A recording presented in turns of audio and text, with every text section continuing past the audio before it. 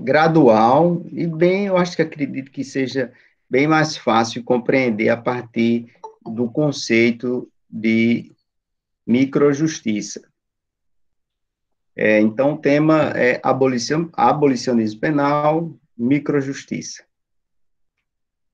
e soluções de justiça restaurativa. Tudo isso a partir da criminologia.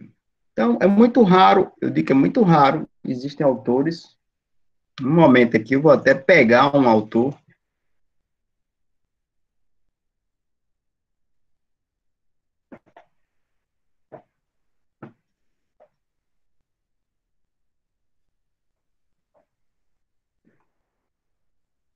É muito raro, né, trabalhos de criminologia com perspectiva de justiça restaurativa, mas existem, né? Não, é raro, assim, a gente estudá-los na academia, mas que existem, existem, e eu sou entusiasta desses artigos, exploro muito a justiça restaurativa a partir da criminologia, né? Aqui tem um livro, esse livro é sensacional, Criminologia Crítica e Justiça Restaurativa no capítulo, no Capitalismo Periférico. Tem uma primeira parte falando sobre a análise da violência, o princípio da não violência e o filme Abril Despedaçado, são fenomenal essa análise. Primeiro porque utiliza a arte cinematográfica para explorar a criminologia, e depois vai para justamente a análise do princípio da não violência. Então, é realmente um texto em torno de 40 páginas, essa primeira parte, muito emblemático. Me identifico muito com esse texto.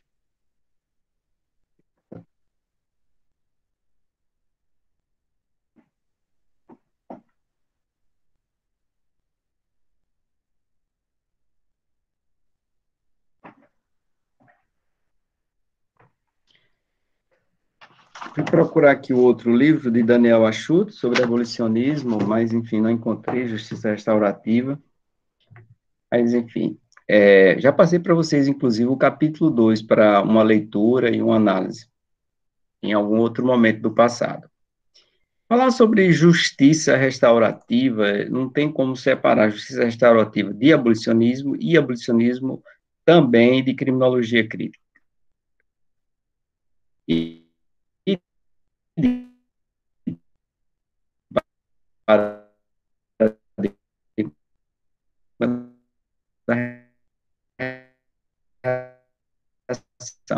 o que nós vimos um pouco nas aulas passadas, a gente vai fazer uma ruptura com a macrojustiça.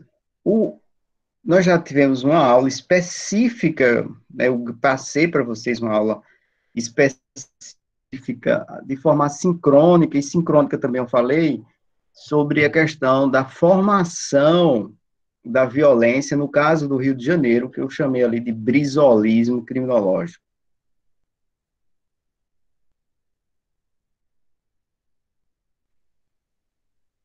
Então, pois bem, naqueles anos 80, 90, naquele período efervescente de formações de teorias criminológicas, foi marcado justamente, o que marcou aquele período foi um fenômeno que não foi exclusivo do Rio de Janeiro, mas que também se estende a toda a América Latina. Na transição para a democracia, houve um aumento da violência naqueles anos de 80 em diante. E esse crescimento da violência, nessa fase, coincidentemente, de transição democrática, né, cria tensões criminológicas incríveis na América Latina e também no Brasil, não seria diferente. Essas tensões internas, e quem viveu aqueles anos sabe exatamente o que eu estou dizendo, infelizmente, se escreve pouco sobre essas tensões, acredito que se escreva pouco na academia, pelo menos no âmbito do direito, não estou falando da sociologia, das ciências políticas, da antropologia, mas no direito, eu, pelo menos nas minhas orientações, eu tenho visto muito pouco a exploração da criminologia naqueles anos 80, 90, principalmente a partir do governo de Brizola, do primeiro governo de Brizola. E e depois também do segundo governo, até Sérgio Cabral, chegando agora com Witzel. O que acontece, então, nesse período é uma quebra de confiança nas instituições sem precedente. Então, o fortalecimento, a expansão da violência, com tensões naturais do ambiente democrático, geraram o fortalecimento de poderes paralelos. Esses poderes paralelos podem ser vistos como também uma consequência ou uma decorrência natural da profunda crise institucional vivenciada pelo país, né, e pela América Latina nos anos 80 e 90. Essa crise institucional, quebra de confiança e retomada dos aparatos repressivos não só fez que o país, né, saltasse nos números de encarceramento e soluções das mais diversas, soluções repressivas das mais diversas, com muitas leis penais surgindo, muitas vezes contrariando ou sendo, né, discutidas no Supremo Tribunal Federal a respeito de sua constitucionalidade. Mas, paralelamente a isso, a esse crescimento do direito penal punitivo, repressor, também há, há um crescimento das soluções não formais de resolução do conflito. Então, o cenário é muito rico no que eu estou falando. Democratização, tensões democráticas, crise das instituições, aumento crescente da violência, fortalecimento de poderes paralelos ao Estado. O Estado ele não consegue mais ter o monopólio da violência, é uma expansão de mecanismos não oficiais, mecanismos não oficiais à solução do conflito. Aí, esses mecanismos não oficiais vão gerar o que hoje nós chamamos de milícias, né, e as mais diversas soluções privadas para a resolução do conflito. Então, isso é importante para que a gente compreenda todo esse quadro, né, atual de aumento de repressão, ainda mais, e busca pelo princípio legitimador da defesa social. O que é defesa social? Recomendo a leitura do capítulo 2 do livro de Barata, Criminologia Crítica. Eu também, no meu livro, acho que no capítulo 3, faço uma abordagem sobre a construção da doutrina de defesa social. Também faço uma abordagem sobre a construção da doutrina de nova defesa social, Marc Ancel, que influenciará, isso no pós-guerra, influenciará toda a legislação no final dos anos 70, legislação penal do Brasil, e será, né, motivo, né, da nossa reforma de 1984, reforma do Código Penal e da Lei de Execução Penal. Bem, então, essas tensões, o empoderamento de soluções privadas de conflito, né, fazem com que vamos dizer, esse plano, esse panorama de monopólio da violência totalmente fracionado, não temos mais, o Estado não exerce mais o monopólio da violência, e teríamos que também estudar o caso PCC, nós não fizemos, a evolução, a expansão do PCC desde 2003, é um assunto importantíssimo para a criminologia. Agora, o que nós vamos fazer, basicamente, vamos fazer uma estratégia de benchmarking. Vamos olhar o que os outros países com instituições sólidas, no ponto de vista de confiança social, estão fazendo a respeito do seu sistema de justiça. Se vocês observarem, o modelo de justiça no Brasil ainda continua preso a um formato tradicional, né? Eu acho que seguimos, vou até anotar aqui, né? Seguimos um modelo de JC, Sistema de Justiça Criminal tradicional. E inclui também polícia, isso, né? Tanto o próprio sistema como a polícia segue o padrão tradicional, modelo tradicional. Já falamos sobre polícia tradicional versus polícia de aproximação, e nós não temos, no sistema, no nosso SJC, nós não temos nem judiciário, né, nem também polícia de aproximação, que seria judiciário ou polícia de aproximação, ou sistemas, né, menos formais de solução de conflito. Nós temos um sistema absolutamente formal e burocratizado que não consegue atender todas as demandas que seja, e ele atua seletivamente, né? Então, atua de forma a beneficiar principalmente as pessoas que possuem recursos financeiros. Tanto para fazer com que eles entrem no sistema, nas demandas cíveis, como para que se saia do sistema ou não entre nele nas demandas criminais. Essa tensão democrática dos anos 80 em diante, reclama mudanças no sistema de justiça.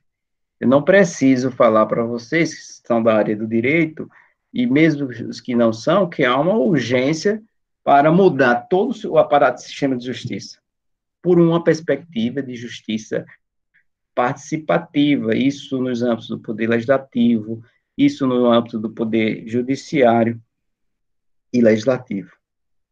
Inclui aqui também a atividade policial, revisão dos postulados de justiça tradicional, todas essas questões agora entram numa tomada de reformulação democrática em busca de maior participação social. Maior participação social, por que o Estado faz isso? Evidentemente, o Estado está perdendo o seu monopólio em várias áreas, e essas soluções criativas da sociedade, muitas delas, são soluções criativas decorrentes das urgências e deficiências do próprio Estado, mas que ignoram a lei. Muitas delas são contrárias ao sistema normativo. Isso é absolutamente sério. Nenhum Estado de Direito se sustenta diante de anomia, diante de desrespeito, diante de situações em que a sociedade perde as normas como referencial. Evidentemente, o Estado, numa situação dessa, um Estado em que a sociedade já não tem mais a norma central, o monopólio do poder, não respeita esse monopólio do poder, não respeita os programas de justiça tradicional, ou não tem acesso a esses programas, ou se tem acesso de forma seletiva e apenas ao campo do direito penal, evidentemente essa sociedade vai encontrar outras formas de resolver conflito, porque, atenção, eu acho que a grande questão está em entender isso. Não estamos aqui advogando uma sociedade sem fim, sem conflito, absolutamente não é esse o propósito, toda sociedade, e isso em criminologia é mais do que patente, toda sociedade é baseada na ideia de conflito, né, de papéis diferenciados, e na democracia isso não fica diferente. Uma sociedade democrática não é uma sociedade sem conflitos. É uma sociedade ou deve ser uma sociedade sem conflitos resolvidos pela forma violenta ou contrária aos postulados do direito. Bem, é o máximo que a gente pode dizer, mas sem conflito, não. Então, não estamos aqui pensando em uma sociedade sem conflitos, mas uma sociedade sem violência é possível. É possível porque já existem, né? Os mecanismos de resolução de conflito são tão variados e tão, vamos dizer, aprimorados no século XXI, que nós podemos afirmar que a solução da violência é a solução menos rentável ou menos sustentável possível. Se ela for uma solução sustentável, existe alguma coisa errada nesse Estado, nesse país. Então, o modelo de justiça tradicional, ele funciona em muitos países, ele funciona no Brasil, ele é necessário, não estamos falando aqui em superação do modelo de justiça ainda, em superação do modelo de justiça tradicional, mas sabemos que esse sistema de justiça, ele não consegue mais resolver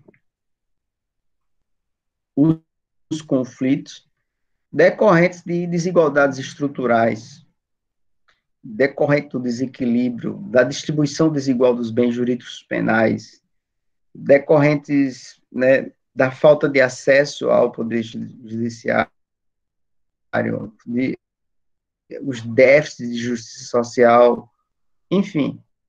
Esse sistema de justiça tradicional é inacessível do ponto de vista que ele não atende mais às demandas da sociedade, de parte da sociedade. E essa sociedade, ela encontra suas formas locais de resolução de justiça ou de conflito. Essas formas locais são formas de microjustiça, que fazem uma contraposição ao monopólio estatal, aos modelos estatais de resolução do conflito. A iniciativa de microjustiça, né, é uma questão que se implanta na sociedade, independentemente do Estado exercer ou querer exercer o monopólio ou não. Linchamentos são formas de microjustiça. Vigilantismo comunitário também. Né? As soluções de justiça, justiça periférica, idem. Os esquadrões da morte dos anos 80, ou os extermínios, os massacres de extermínio, também são formas de justiça comunitária, ainda que absolutamente contrárias ao Estado de Direito, e também são baseadas exclusivamente, muitas vezes, no princípio da violência. É possível suplantar esses modelos, essas formas de microjustiça. E aí eu coloco a pergunta para vocês: como suplantar os modelos de microjustiça? É uma pergunta. Se alguém quiser se pronunciar, como é que a gente pode suplantar esses modelos de microjustiça? Como seria?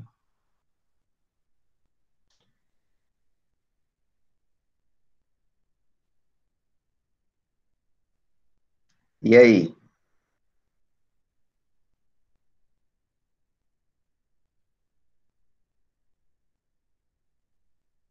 Nada, nenhuma ideia?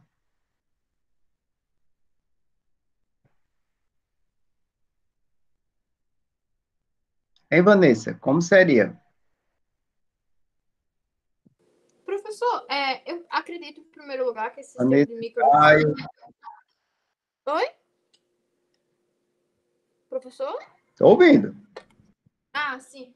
Surge porque ouvindo. a população tem uma necessidade do senso de justiça que às vezes não consegue identificar no meio oficial, sabe? Então, talvez se a gente tivesse um direito, um judiciário, um legislativo mais próximo da população, seria uma forma de estar evitando, tanto evitando que essa microjustiça ocorra, tanto mitigando um pouco a sua existência. Porque como você já consegue ter acesso à justiça por meio de um órgão oficial, por assim dizer, você não tem aquela necessidade de estar recaindo em um meio extraoficial naquele sistema micro para estar garantindo seus direitos, o que você tem como certo e como errado. Então, você poderia resumir aí sua fala para gente eu digitar aqui mais ou menos, Vanessa? Como seria que você vê essa questão? Eu entendi, concordo com você. Mas Eu para eu diria colocar que aqui uma frase, é uma maior aproximação material do direito. entendi. Correto, corretíssimo. Perfeito. Concordo demais com o que você está. Aproximação é uma palavra. Outro elemento. Como resolver o problema? Eu coloquei o problema, a problemática, né? É uma problemática, democratização, perda de confiança, crescimento da violência, crise do sistema tradicional de justiça, do SJC, população recorrendo a mecanismos ilegais na solução de conflito, mecanismos de microjustiça, solução local. Como desafiar isso? Qual a proposta, hein, Vanessa, do Estado, pelo menos o que eu visualizo, qual a proposta do Estado para esse problema? Qual é? Como assim, professor? Tipo, como o Estado atua para reduzir essa problemática? Dentro dessa problemática, o Estado apresenta qual proposta de solução? A proposta principal de solução do Estado atualmente? A Defensoria Pública, talvez, professor? Então, assim, a solução que o Estado apresenta, atual, é aumento da repressão, não é não? É isso que eu queria dizer. Sim, entendi. Tipo, não necessariamente sanar o problema, mas combater. Entendi. Não é o Estado, ele está investindo nisso, pelo menos a leitura que eu faço é essa. O Estado está investindo em maior repressão. Maior repressão é investir no sistema de justiça tradicional. Correto? Corretíssimo, professor. Então, investe na justiça tradicional. Investir na justiça tradicional, vamos lá, resolverá o problema? Resolverá o problema? O que é que vocês podem dizer? Será que é este o caminho? Quais são? Tudo é reflexão para a gente pensar projetos de pesquisa. Cada pergunta dessa, eu acho que já dá para fazer uma análise em artigo à parte. Qual é a consequência de investir no sistema de justiça tradicional? O sistema tradicional está em crise. Bem, isso aí não precisa dizer, desde os anos 80, grande discussão no direito, acesso ao direito, direito de terceira, quarta geração, tudo aquilo ali é uma comprovação da crise do sistema de justiça tradicional e de sua incapacidade de ser uniforme. Hoje nós temos uma mega justiça tradicional, nós temos quantos milhões de processos? Parece que são mais de 300 milhões de processos. Absurdo. Temos faculdades, advogados em quantidade, e ainda assim, né, Vanessa até falou agora, precisamos de defensores. E ainda assim, precisamos de defensores. Uma justiça desse tamanho. Bem, e qual seria o problema de investir no sistema de justiça tradicional como resposta à problemática que eu falei? Se tiverem dúvida, tiverem entendendo, a gente pode dialogar essa questão, para ficar bem clara aqui a problemática. Alguém mais gostaria de falar?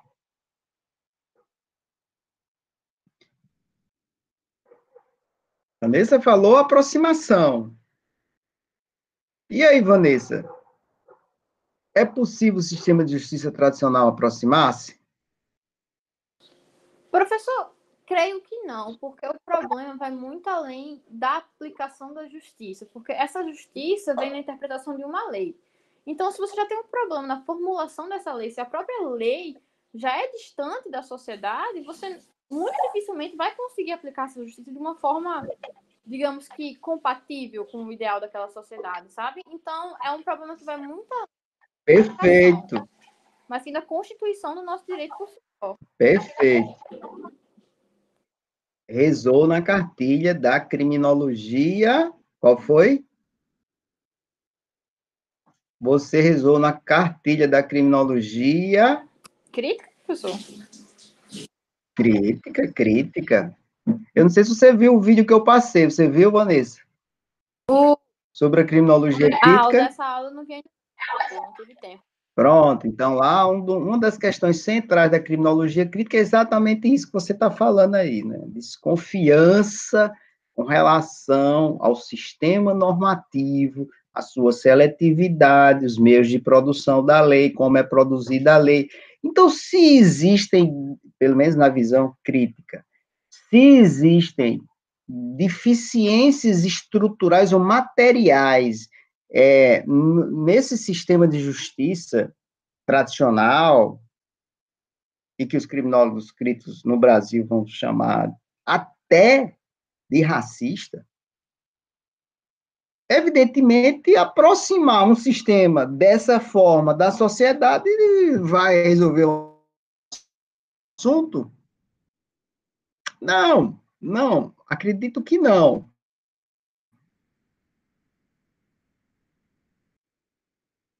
E talvez seja eu acredito que sim, ele não consiga fazer essa aproximação pelo seu alto custo e pela própria sua natureza de distanciamento. Um sistema tão caro que naturalmente se distancia da sociedade. Alguém mais? Hein, Pedro? Gostaria de falar alguma coisa? Gustavo? Não sei se Natália? Sobre essa problemática? Então, esse sistema de justiça não consegue dar vazão, o sistema de justiça tradicional, ele não consegue concorrer com as soluções de microjustiça. É possível, primeira pergunta, é possível o sistema de justiça concorrer,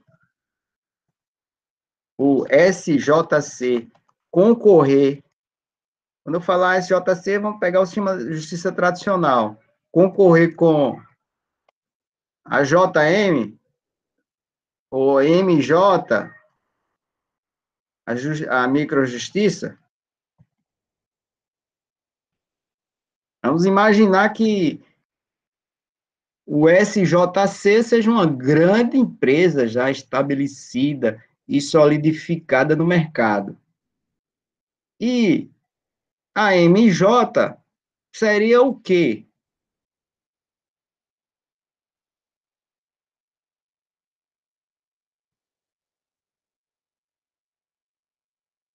A MJ seria o quê?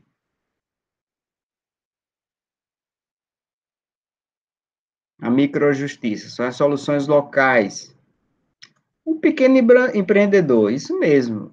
Mas veja que esse pequeno empreendedor varejista, ele tem muitas vantagens no mercado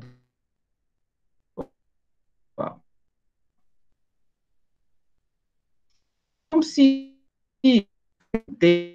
maravilhoso, eu acho que até passei para vocês, eu não sei, o criminológico.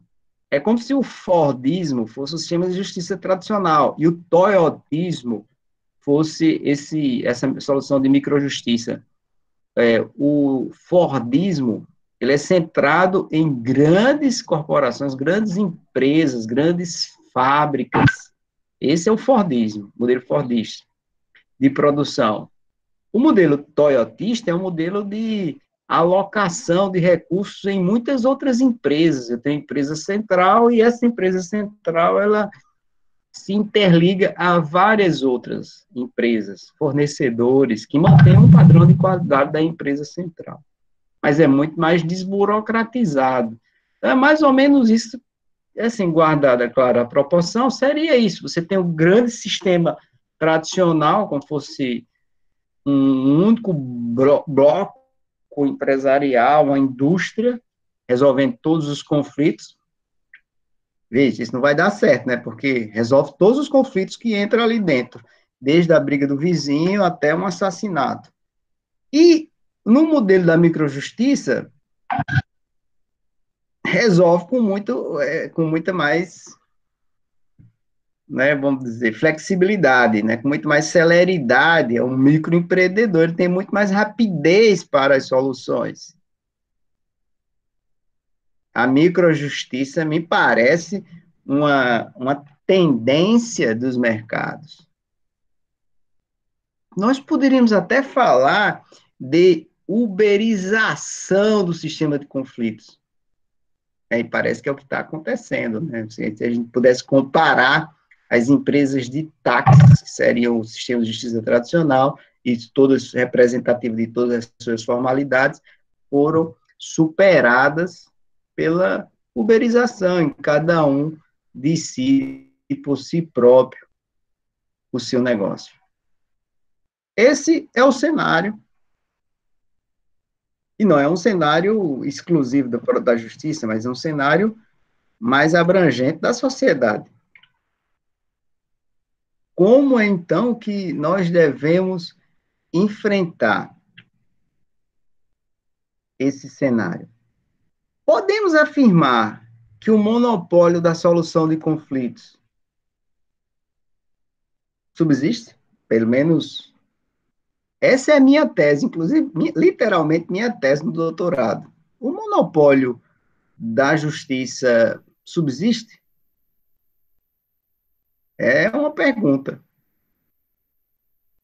Se não, se o Estado não tem mais esse monopólio, então eu teria como solução ou o Estado recuperar o monopólio ou fazer outra coisa.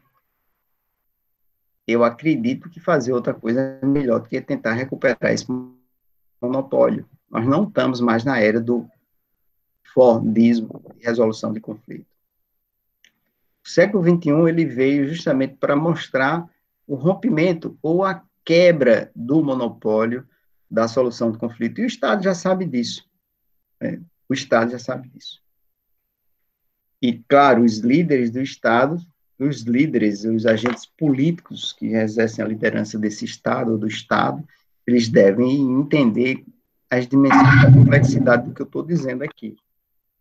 Ou seja, estou dizendo aqui que o sistema de justiça formal, tradicional, burocratizado, distanciado, é incapaz de atender às demandas, e é incapaz, inclusive, contabilmente, não existe nem recursos financeiros, e mesmo que você tivesse uma estrutura financeira para preparar esse sistema de justiça, esse sistema de justiça, pelas suas condições materiais, ele seria incapaz de fazer concorrência às soluções em expansão de microjustiça.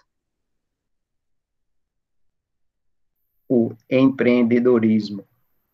Empreendedorismo varejista do conflito, esse aqui é a solução.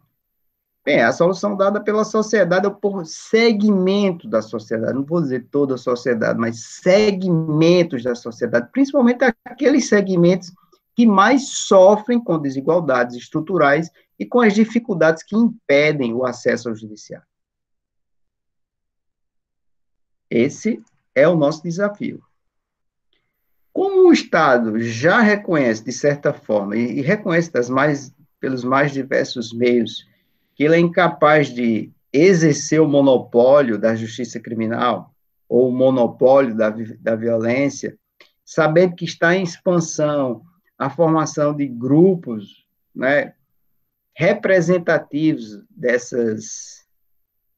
desses mecanismos de microjustiça, boa parte violadores de direitos humanos, não resta dúvida que o Estado ele precisa focar em novos institutos e novas instituições. A justiça também é uma grande empresa. Veja aí, eu fico olhando para o Carrefour, né? Então, se você vai, como é que o Carrefour, eu não sei se aqui no Brasil tem isso, mas na Europa o Carrefour ele tem grandes empresas e pequenas empresas concorrendo ali, pequenos supermercados, aqui nós chamaríamos apenas de um mercadinho, mas ali está ali, é a forma de concorrer. Você não vai ter apenas grandes empresas ou grandes prédios, construções para concorrer ou para conseguir mais lucro. Você pode fracionar isso em pequenos postos. O Estado, como ele não consegue manter, por exemplo, ele não consegue manter o seu sistema de justiça aproximado, porque é um sistema caro, é o Estado de Direito custa, ele tem direito, tem custo.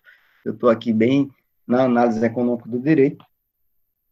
Direito tem custo, e esse custo faz com que o Estado não consiga penetração, mas ele tem que ter essa penetração, e a única forma de concorrer com microjustiça é com outra microjustiça.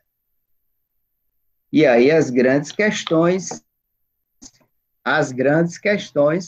é que aparecem. Como o Estado vai fazer isso? Como o Estado vai fazer isso?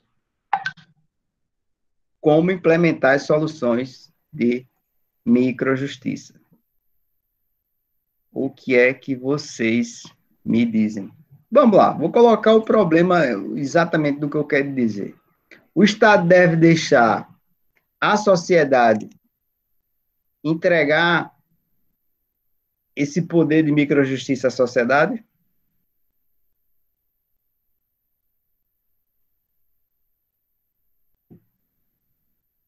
Existe perigo para isso? Professor, eu acho que essa é uma situação muito delicada, porque, em parte, esses setores da sociedade que atendem à microjustiça sentem uma satisfação maior com a microjustiça, por vezes, do que com a própria justiça brasileira. Porque, enquanto a microjustiça ela é rápida, entre aspas, eficiente, a justiça brasileira ela demora muito tempo para resolver algo e, por vezes, a solução não é esperada. Então, como o Estado deve fazer para construir essa solução de microjustiça? Veja que ele precisa ter uma justiça que faça o contrário do que faz a justiça tradicional, né? Então, ela tem que ser ágil, ela tem que ser acessível. Como fazer isso? Vocês acham que, se deixasse, o Estado abria concurso para microjustiça? Se deixasse. Ou se ele tivesse recurso. Ele até fez isso. Se você olhar o juizado especial, que é uma solução de microjustiça, ele acabou se transformando em uma justiça tradicional de pequeno porte, e parece que não seria esse. Talvez, o juizado ele pecou muito. Eu não sei se vocês concordam. Ele acabou se burocratizando como uma pequena justiça tradicional. A ideia não é essa. A ideia não é essa. Não estamos falando aqui de criar, veja, a ideia aqui não é criar uma justiça tradicional em miniatura, com os problemas da justiça tradicional em miniatura. A ideia também não é entregar o poder de jurisdição, de resolução de conflito por inteiro à sociedade, porque a sociedade já exerce isso, e quando faz isso, né, ela tende à vingança privada. Leia-se Ferraioli, apresenta o garantismo como um perigo, ou o garantismo como uma solução para conter esse perigo de vingança privada. Então, não podemos ter uma justiça em miniatura tradicional para concorrer com o modelo de microjustiça, e não vamos chamar... Veja, quando a gente chama de... Atenção!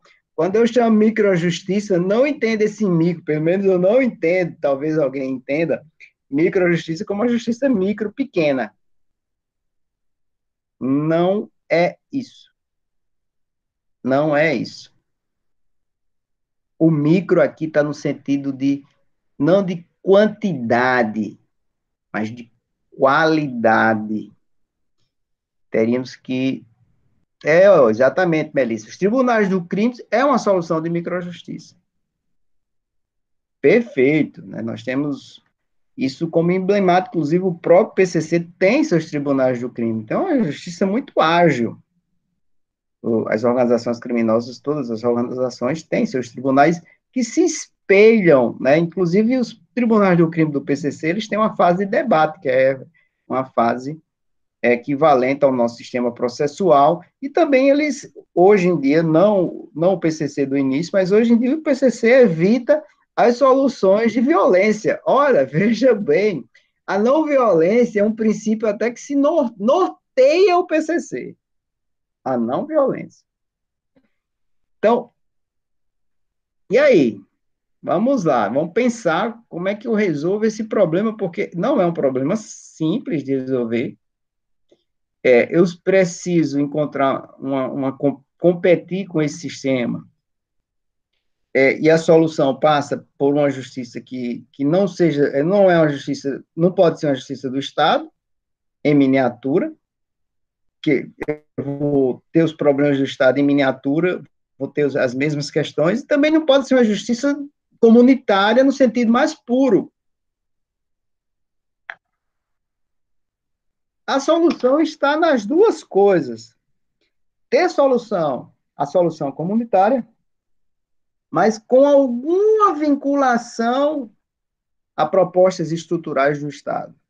O Estado, ele ter microjustiça é dar autonomia à sociedade para encontrar suas soluções comunitárias, mas ele observar ou acompanhar ou supervisionar esse sistema de justiça.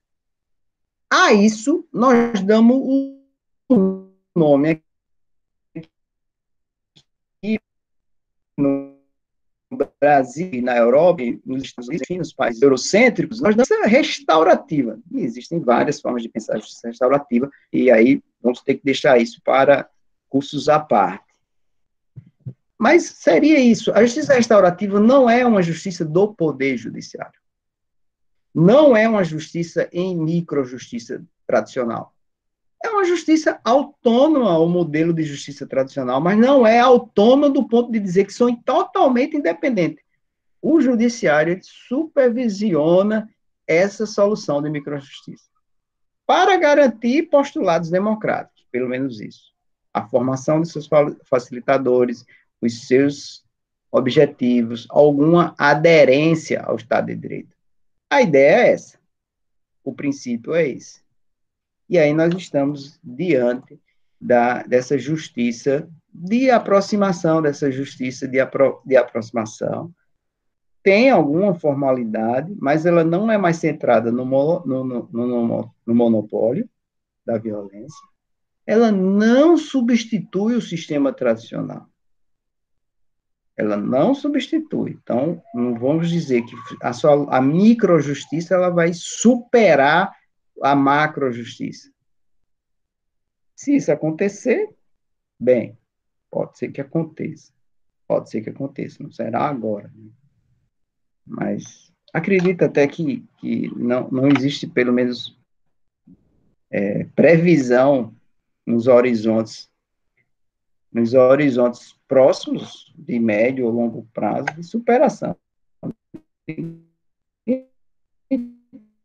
Está falando aqui superação da justiça tradicional pela microjustiça. Mas haverá complementação, ocupação de espaços, de vazio, transferência de poder, é isso que nós estamos falando. A microjustiça é uma microjustiça em que a comunidade exerce o poder, mas exerce o poder supervisionado e dentro de uma racionalidade do Estado de Direito, da democracia. Não deixa a comunidade para fazer do jeito que quer. Fazer a comunidade do jeito que quer é também solução de microjustiça, mas não são soluções que nós poderíamos chamar de democráticas ou adequadas ao Estado de Direito. O Estado transfere a parcela ou reconhece essa parcela de poder comunitário, mas ele apenas regula os mecanismos. E aí entra o Poder Judiciário para fazer essa regulação ou acompanhamento. Aqui no Rio Grande do Norte, eu trabalho há alguns anos com justiça restaurativa, né, então faço parte do grupo de juízes e servidores que estimulam a prática da justiça restaurativa, mas também nós não estamos aqui, existe um comitê gestor, eu faço parte desse grupo que forma o comitê gestor restaurativa, mas nós não detemos o poder da justiça, nós não somos o detentor, nem o CNJ. O CNJ ele tem as suas regulações, existe um comitê gestor nacional e nós acompanhamos, junto com outros órgãos, essas formulações de microjustiça. Existem regras gerais e buscamos, né, que aconteçam as formações, criação de grupos de capacitação, de treinamento, segundo esses preceitos de microjustiça. A justiça tradicional, ela se comunica com a microjustiça. Essa microjustiça que eu falo é a justiça restaurativa. Não é uma justiça tradicional em miniatura. É uma justiça comunitária, mas não ela é comunitária pura. Não é entregue à comunidade para decidir. O Estado já não tem um monopólio, então quem decide é a própria comunidade ou pessoa, ou os próprios envolvidos no conflito que decidem, de forma excessivamente desburocratizada, podemos dizer isso, de forma excessivamente desburocratizada, baseado na oralidade. Lembra que o juizado também vigora o princípio da oralidade. Aqui também vigora o princípio da oralidade.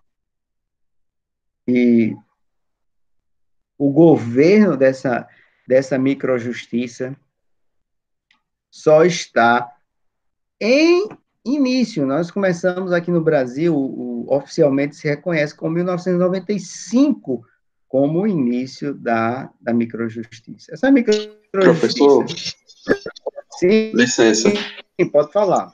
É como se fosse uma terceirização do trabalho do governo para a população?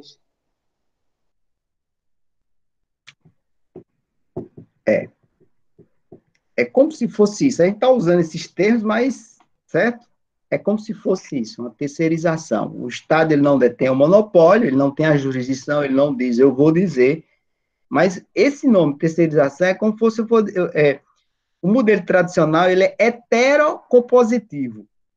Heterocompositivo quer dizer que alguém externo ao conflito, olhando de cima, que é o juiz, o delegado, o promotor, alguém lá de cima, hetero porque ele é estranho, ele resolve o conflito.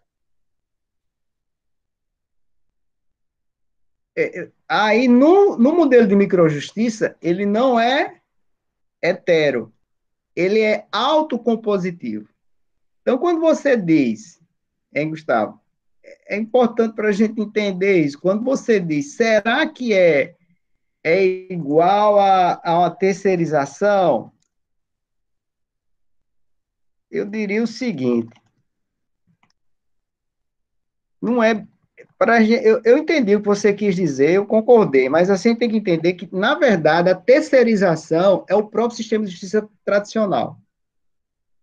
Eu estou mudando um pouco o foco, mas eu acho que você vai concordar com o que eu estou dizendo. No sistema de justiça tradicional, eu tenho um conflito, e esse conflito entrega a outra pessoa para resolver. Eu terceirizo, entrega a outras pessoas. No modelo de microjustiça, eu tenho um conflito e eu resolvo. Eu e as pessoas que estão direta ou indiretamente ligadas a esse conflito. Deu para entender ou não, Gustavo? Eu acho que fica melhor entender, eu acho que fica melhor entender terceirização como um modelo heterocompositivo da justiça tradicional. Porque o modelo da microjustiça, ele é autocompositivo. Justamente isso, ele não faz a terceirização. Então, ele está mais antenado, vamos dizer, com os problemas, porque a solução parte justamente da pessoa mais interessada com o problema. Esse modelo heterocompositivo, ele, vamos usar uma palavra forte, ele desgraçou a imagem do Poder Judiciário, ou do sistema de justiça. Bastou chegar os anos, o século XXI, o excesso de demanda, e as promessas não cumpridas do Estado Social, da Constituição Programática, e esse sistema faliu. Há uma alternativa para muitas pessoas, não vou dizer todas as pessoas e todos os casos, mas para muitos casos é encontrar justamente uma solução que seja dentro das comunidades, principalmente comunidades marginalizadas que não tiveram acesso ao sistema formal de justiça e que estão recorrendo ao sistema ilegal de justiça micro, O sistema de microjustiça ilegal, ele tem suas vantagens. Vocês concordam? Hein, Gustavo? Você concorda? Concordo, né? Ou seja, contratar alguém para cobrar a minha dívida é uma forma de microjustiça, ou pagar alguém para resolver do seu modo é uma forma de microjustiça. Os traficantes fazem isso já há muito tempo. Como é que eles cobram suas dívidas? Pelas soluções de microjustiça, mas essas soluções, elas não possuem os resultados esperados, porque muitas vezes elas ainda se focam em violência, em violência. E aí, isso é contrário a preceitos elementares de direitos humanos. O sistema de microjustiça, da justiça restaurativa, é baseado no consenso, no autoconhecimento, no saber local, né? Então, ele vai buscar participação social, maior participação social das pessoas envolvidas, a reparação do dano, e veja que não é uma justiça punitiva, mas uma justiça essencialmente reparatória, a devolução do conflito à vítima. Se lembra, eu falei logo no início do curso, né, de sequestro da vítima, que o sistema de justiça tradicional, ele sequestra a vítima, ele toma o conflito da vítima, e agora nós vamos devolver o conflito à vítima. E a vítima, junto à sua comunidade, estabelecendo os seus conhecimentos locais, resolve o conflito sem coercitividade. É uma justiça micro, que vai de baixo, parte de baixo. Ao contrário da justiça macro, que parte de cima. É uma justiça incrível. É uma justiça incrível. Eu sou absolutamente confesso com relação ao sucesso do sistema de justiça micro, né? Acredito nesse sistema, né? E me lembro que alguém me disse, o senhor está sendo utópico, né, bem, eu estou sendo utópico, mas em cima de algo que já é real. O sistema de justiça tradicional está superado. O utópico é acreditar que esse sistema é capaz de, por meio de repressão, de punição, ele vai ser capaz de atender às demandas da sociedade existente. Então, o que nós precisamos entender é que esse sistema de justiça, de microjustiça, ele está conectado. Quando eu falo de justiça restaurativa, eu preciso entender, na base nas estruturas desse modelo teórico de microjustiça, está o abolicionismo criminológico. O abolicionismo criminológico. Então, que o modelo de justiça tradicional, justiça criminal tradicional, é focado na repressão, a microjustiça, o abolicionismo, ele foca a reparação e rejeita essa repressão. Então, no sistema tradicional, é baseado em reforma, na ideia de reforma. Esse sistema está sempre sendo reformado para se manter as suas estruturas. Na microjustiça, não precisa de reformas. No abolicionismo, não precisa de reforma. O que quer dizer isso, não precisa de reforma? Se você me perguntar quais são os problemas legislativos da microjustiça, da justiça restaurativa ou do abolicionismo, eu vou dizer nenhum. Eu acho interessante, eu sempre digo esse exemplo quando, há vários anos, há muitos anos, eu acho que há 5 anos, quando eu fiz a minha primeira proposta de justiça restaurativa em um processo que não cabia nenhum acordo, um processo penal, eu me lembro que um promotor perguntou, com base em qual lei? Não precisa. Não precisa. Para fazer paz não se precisa lei. Não, mas você vai absolver? Não, não vou absolver, não precisa justiça restaurativa. Ela não tem caráter substitutivo. Eu posso condenar alguém, eu posso ter justiça restaurativa na fase pré-processual, antes do processo, durante o processo ou depois do processo. Mas você vai fazer justiça restaurativa para homicidas? Posso fazer, é possível fazer. Não vai ser substitutiva da pena.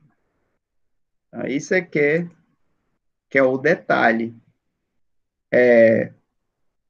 Então, o modelo de abolicionismo, né, de abolicionismo penal, é encontrar outras soluções, minorar, né, o protagonismo das autoridades especializadas, minorar o protagonismo das autoridades especializadas. E, evidentemente, no abolicionismo, e eu estou aqui falando de Luke Husman, é necessário, também na microjustiça, é necessária a mudança de toda a linguagem. É o que nós chamamos de abolicionismo acadêmico. O Luke Husman propõe um abolicionismo acadêmico. O que seria o abolicionismo acadêmico? A abolição da dogmática, ou dos conceitos formadores da dogmática. Em direito penal, o principal deles é o próprio conceito de culpa, de crime, de autor, de responsabilidade individual. Isso é o abolicionismo acadêmico. Então, quando estamos falando de abolicionismo, nós estamos falando de situação-problema e não de crime. Nós estamos fazendo de agente envolvido ou ofendido, mas não de criminoso, não de vítima no sentido do direito penal. É tudo muito diferente no abolicionismo acadêmico. É tudo muito diferente no abolicionismo institucional, que apregou o fim propriamente das instituições. Então, falar de abolicionismo é falar de abolicionismo das prisões. O Brasil, ele tem uma rica tradição pacifista. Não tem tantos sucessos, mas nós temos uma rica tradição pacifista, desde o abolicionismo da escravatura. Então, pegando a história abolicionista, então, muitas vezes a gente só fala do abolicionismo eurocêntrico de Ludwig Husman, Nils Christian. Bem, esse é um abolicionismo penal criminológico dos anos 70. Mas o Brasil tem uma tradição de abolicionistas da escravatura. Então, né, Tobias Barreto, já falamos sobre ele aqui, Joaquim Nabuco. O abolicionismo da escravatura, ele é uma corrente pacifista. As associações de pacificação, de resolução de conflito de forma não violenta, eles tinham como base central a abolição da escravatura. Como central a abolição da escravatura. Então, acompanhar a abolição, o desenvolvimento das teorias de abolição da escravatura é entender o abolicionismo. A França aboliu a escravatura com a Revolução Francesa. Logo em seguida veio a independência dos Estados Unidos. E surgiram, ali em 1815, surgiram as primeiras associações de pacificação, de resolução não violenta de conflitos, que tinham como base a abolição da escravatura.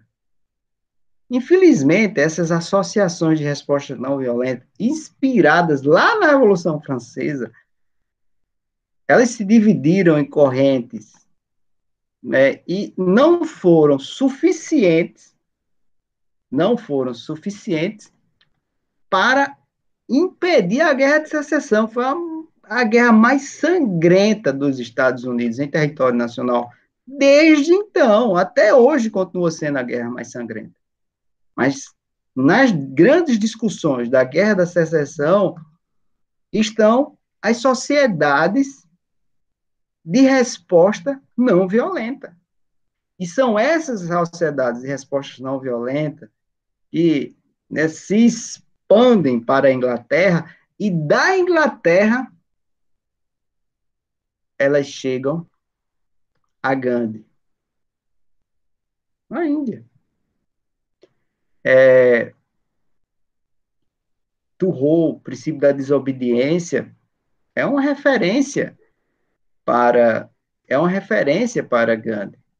Então, tudo isso está conectado. Então, hoje eu estou falando da mesma coisa. Né? Então, não é à toa que a abolição da escravatura nos Estados Unidos, depois da Guerra da Secessão, que serve de influência para a nossa abolição da escravatura e pela aplicação do princípio da não violência. Veja que aqui no Brasil nós não tivemos uma guerra de secessão como produto da abolição da escravatura. Nós tivemos a proclamação de uma república. E aí temos problemas. Isso é um capítulo à parte. Não sei se eu já cheguei a falar sobre ele aqui.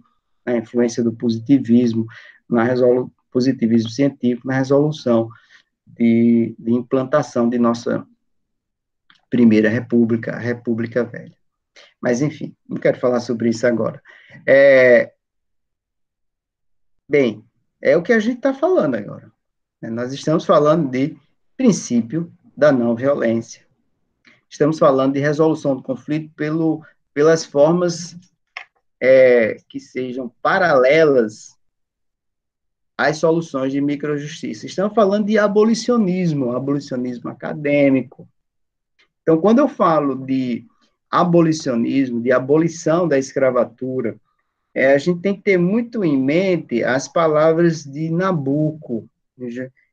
A abolição da escravatura, ela não termina com a libertação do escravo. Ela não termina com a libertação dos escravos. Então, nós estamos falando aqui de teorias abolicionistas. Então, quando falar em abolicionismo, não estamos apenas falando do abolicionismo utópico, mas do abolicionismo real, do abolicionismo na linguagem que já existe na justiça restaurativa, do abolicionismo acadêmico e do abolicionismo institucional, muito bem representativo, e aí nos textos de Angela Davis sobre abolicionismo da prisão, enfim. Mas abolicionismo da prisão é uma parcela do abolicionismo. Nós temos muitos abolicionismos. Em linhas gerais, todos se resumem ao abolicionismo da opressão, da injustiça. Então, essa visão abolicionista, que pode ser institucional, acadêmico, etc., ela faz com que, e aí vamos pegar na visão de Luke Husman, a gente poderia trabalhar nisso Cristo, mas vamos pegar só o Luke Husman, se busque mudança do sistema a partir dos próprios conceitos.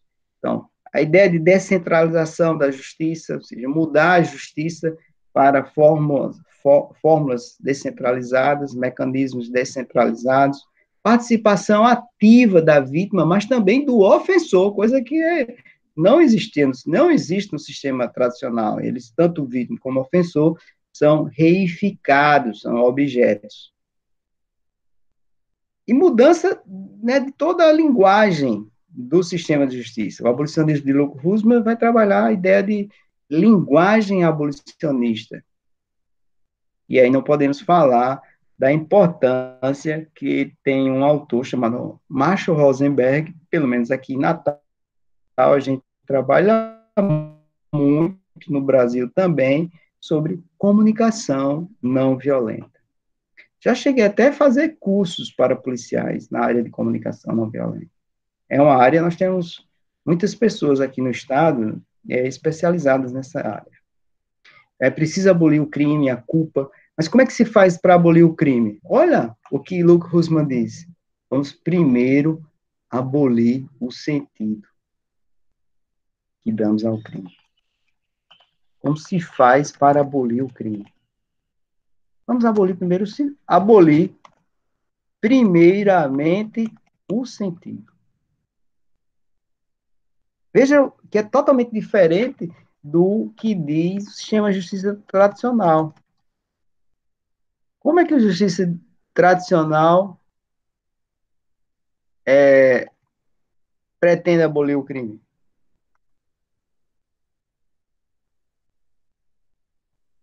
Hein? Como é que o sistema de justiça tradicional pretende abolir o crime?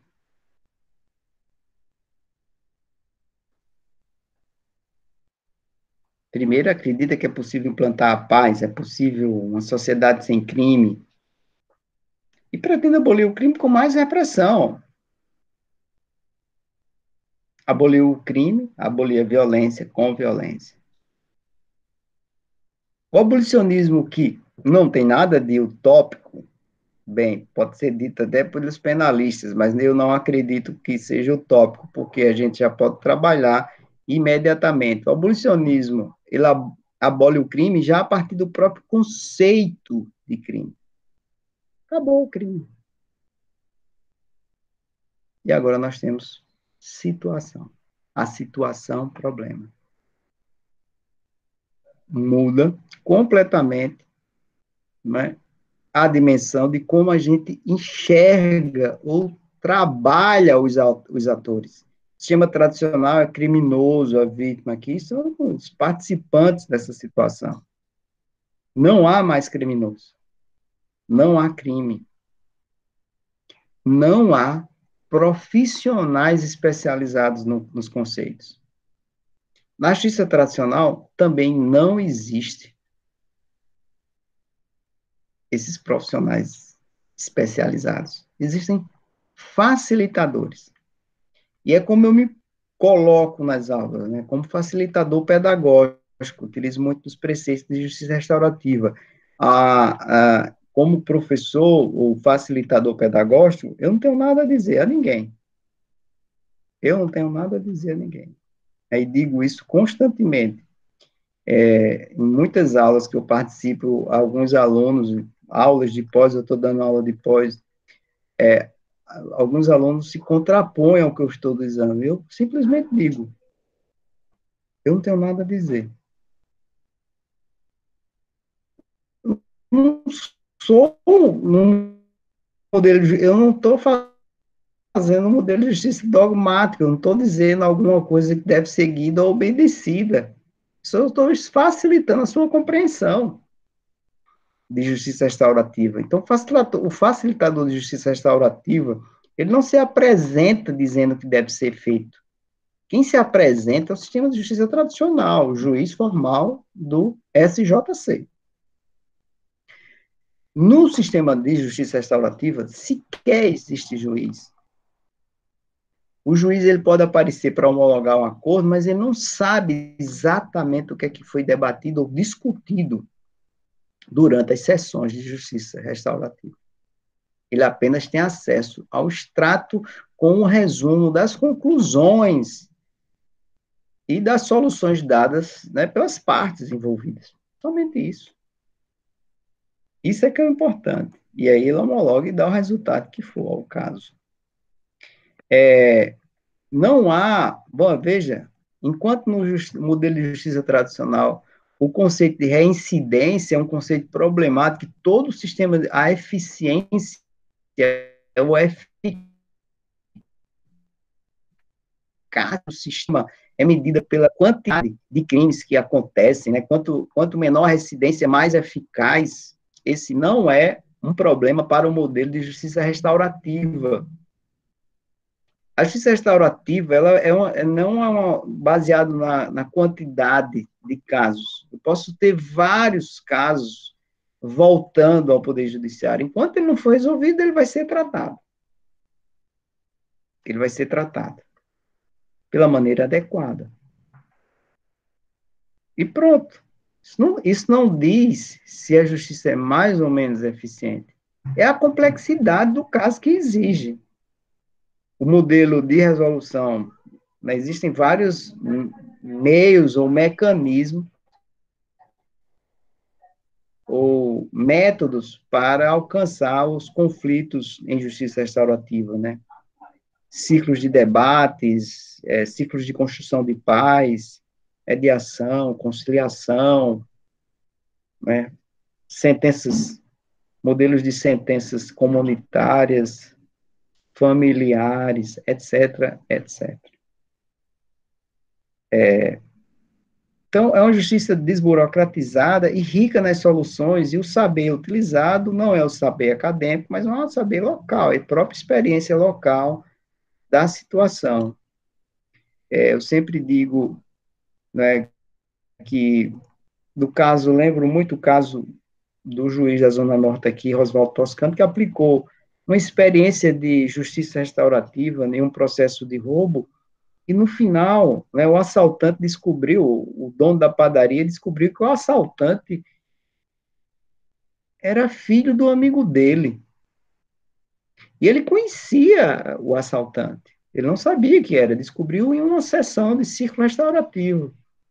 E a conclusão é uma solução incrível, porque a conclusão desse caso foi o dono da padaria, a vítima,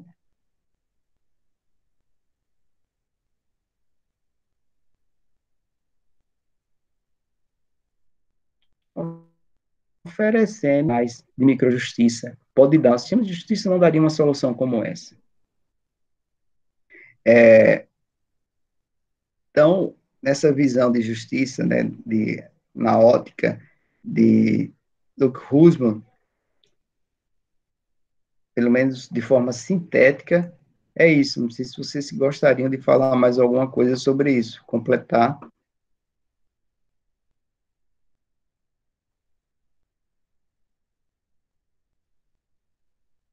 Não?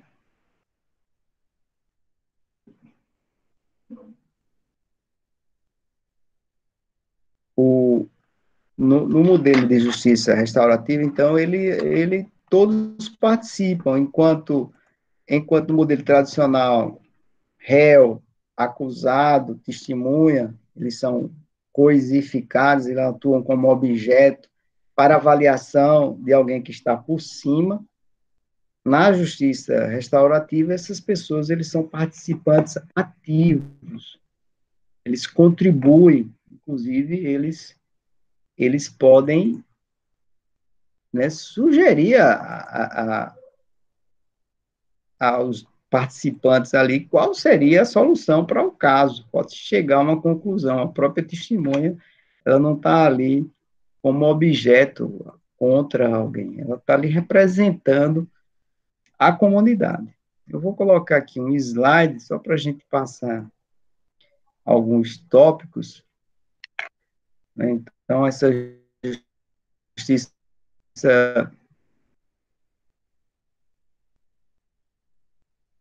as influências da justiça restaurativa, vitimologia, criminologia crítica, abolicionismo, as próprias ideias de justiça comunitária, né? A vitimologia não pode deixar de fora, que ela faz, a justiça restaurativa, ela traz a vítima para o processo, e é uma justiça baseada em reparação de danos, né? Reparação de danos da vítima, mas o principal foco é a reparação de danos. Aqui eu fiz um comparativo entre o abolicionismo e justiça restaurativa. Eles são bem semelhantes. Tanto as ideias abolicionistas penais, elas influenciam a justiça restaurativa, né? A ideia de não uniformidade, não aplicação da representação, não aceitação da justificação do direito penal, ou seja, dos conceitos do direito penal. A ideia de que a justiça repressiva é incapaz de resolver o conflito, ela não resolve o conflito. Ela dá uma resposta ao conflito, mas ela resolveu o conflito, não. A justiça tradicional, ela destrói, pode ser capaz de destruir as relações. Aqui a gente está fazendo justamente o contrário. Na justiça restaurativa, você vai salvar as relações entre as pessoas. A justiça restaurativa é voluntária, ninguém entra nela como método de solução, ela não é a tábua de salvação para todos os conflitos. Alguns conflitos se encaixam desde que as partes sintam a necessidade. Ela é extremamente informal, descentralizada, e não está em busca de culpados.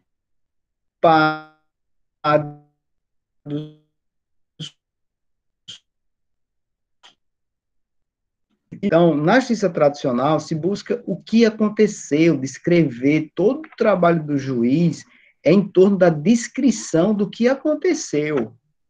Na justiça restaurativa, veja, olha como é diferente. Enquanto a justiça tradicional ela se volta para o passado, não o que aconteceu, na justiça se volta restaurativa, se volta para o futuro. O que nós devemos fazer? O que aconteceu, ele existe apenas como um projeto, uma oportunidade para a gente entender como resolver a questão para o futuro e não para o passado. Então, a justiça restaurativa é uma justiça que olha para frente, não para trás. Ela não é baseada na culpa, ela é baseada nas responsabilidades assumidas no futuro, no futuro. Então, é essa justiça que é uma justiça do terceiro milênio. Eu trouxe aqui, tem aqui comigo o livro de Hans Jonas, fenomenal esse livro, Princípio da Responsabilidade. Ensaio de uma ética para a civilização tecnológica. Entenda a responsabilidade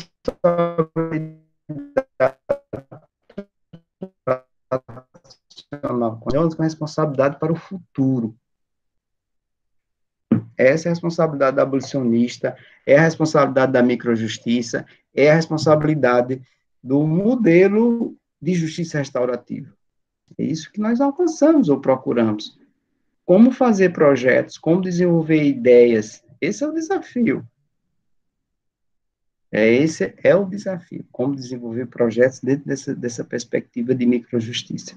Eu, pessoalmente, eu tenho projetos que trabalham justamente a ideia de microjustiça penal aplicada a pessoas condenadas por meio da escrita. Sou absolutamente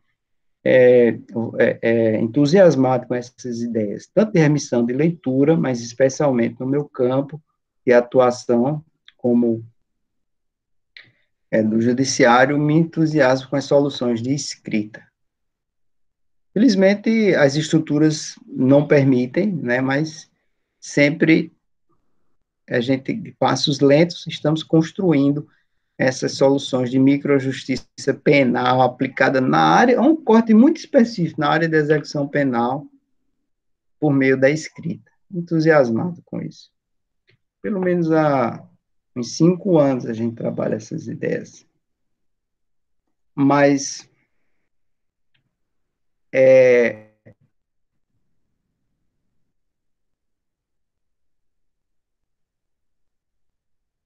então, essa justiça é uma justiça, essa justiça restaurativa, a gente vai chamar as partes interessadas, essas partes, né, que podem ser o padre, as pessoas, os professores, os vizinhos da vítima, as pessoas direto ou indiretamente envolvidas, essas pessoas é que irão, né, em um processo restaurativo, encontrar meios de como reparar a vítima, responsabilizar o agressor, se não tiver responsabilização, nós não temos a restauração, e principalmente reconciliação com a comunidade. Então, é uma justiça de dimensões de encontro, reparação e transformação. Justiça restaurativa, ela serve para resolver conflitos, mas não é só isso. Ela serve também, se você não conseguir resolver o conflito, pelo menos você tem o diálogo. É uma justiça do diálogo. Pode resolver conflitos. E serve também para fazer gestões comunitárias. Então, ela serve para tomar decisões. Então, em um ciclo restaurativo, veja, ele é muito mais rico do que o modelo tradicional focado nas decisões ou na resolução do caso. Se decide o conflito, mas se não decidir, a gente pode ter um diálogo e pode ter algumas decisões importantes, ainda que esse conflito não seja resolvido. Não é por isso que não se fez justiça restaurativa. E a justiça restaurativa, ela pode ser formal, como pode ser informal. A justiça informal são as práticas restaurativas, que podem acontecer dentro do processo tradicional normalmente. Então, eu, pessoalmente, eu utilizo muito de práticas restaurativas dentro da justiça tradicional. Ou seja, não faço justiça restaurativa de forma, né, mesmo, mas estou praticando a escuta atenta, o encontro, os preceitos que norteiam a justiça restaurativa, eles podem também auxiliar a dimensão do encontro, auxiliar a resolução de conflitos na justiça tradicional, em métodos de conciliação, mediação em geral.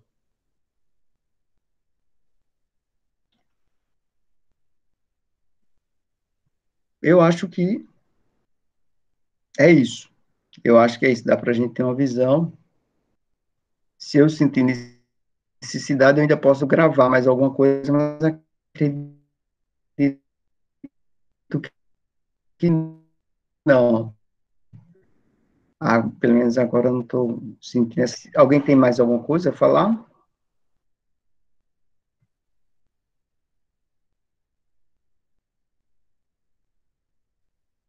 Não? Então vamos fazer o seguinte: eu acho que terminamos a aula, a gente deu uma visão, um panorama do que seria justiça restaurativa, abolicionismo e também microjustiça, falamos desses três conceitos. Na próxima aula é a apresentação dos trabalhos. Tá certo? Pode ser?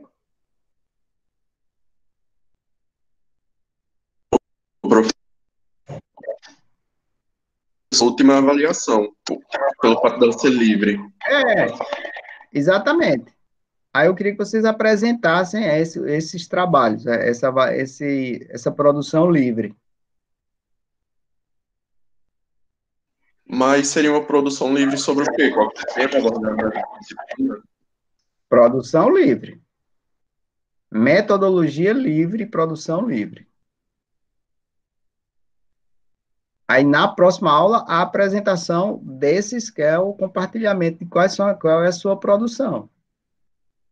Mas é bem rápido, a gente não eu vou marcar aqui um tempo, mas nada é rápido. Vai compartilhar. Acredito que em torno de são quantas pessoas? São 12 pessoas, né? Marcaria o tempo de 5 minutos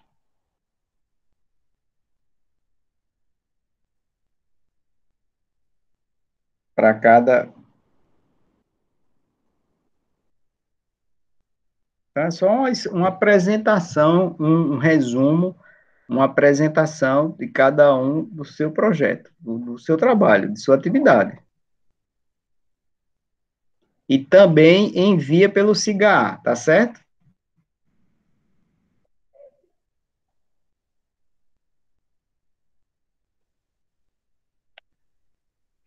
Eu vou cadastrar agora uma atividade do CIGA para que vocês enviem até a próxima segunda-feira, então tem bastante tempo.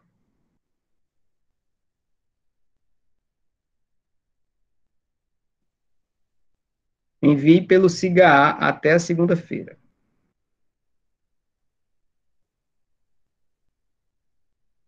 E aí faz a aproximação, a gente faz a apresentação.